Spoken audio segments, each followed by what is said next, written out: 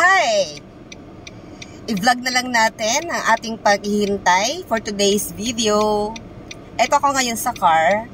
Nag-aantay ako sa aking pasahero. Siyempre, driver ang inyong kadaldal. At alam nyo ba, napakadaming schedule and itinerary ko for today.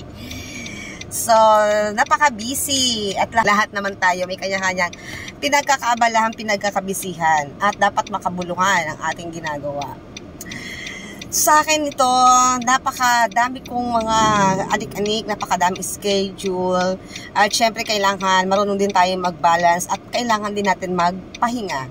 At ito, nakaligo na nga ako.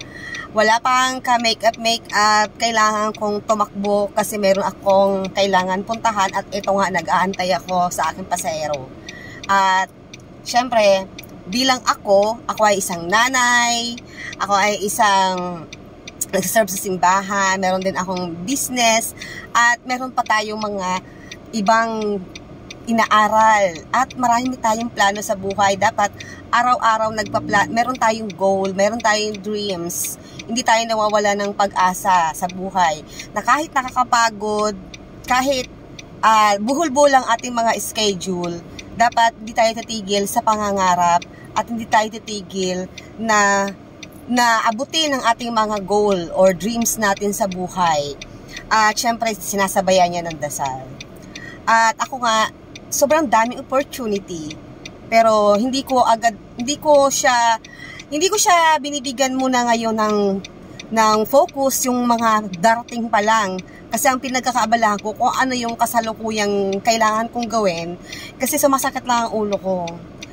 Nai-stress lang ako kapag iisipin ko pa yung future.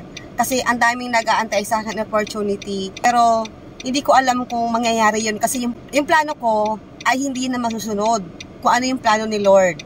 Kaya sa ngayon, ay nakafocus lang ako ngayon kung ano yung binibigay sa akin ni Lord everyday na gawain, kung ano lang yung kaya ko. Kasi ayaw kong problemahin pa yung mga susunod na future. So, sa ngayon, habang nag-aantay ako, the best is yet to come, ay focus muna ako kung ano yung kailangan kong gawin sa araw-araw. So, yun lang.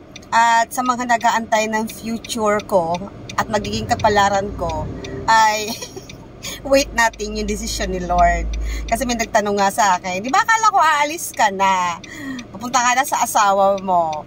O syempre, isa yun sa mga nakahang na future na bahala na si Lord kung ano yung plano niya sa akin. Sa ngayon, inuuna ko muna kung ano yung kailangan kong gawin na pinapagawa ni Lord. So, yun lang po at maraming salamat sa panonood ng aking video. Ano ba nagkakabulo-bulo ako? Sign of aging, sign of stress, sign of pagod siguro to. Bye and thanks for watching sa aking munting vlog. Dahil wala lang ako magawa, di ko alam kung anong gagawin ko. Kaya ito, nakipagdaldala na lang ako sa inyo. So bye! Thanks for watching!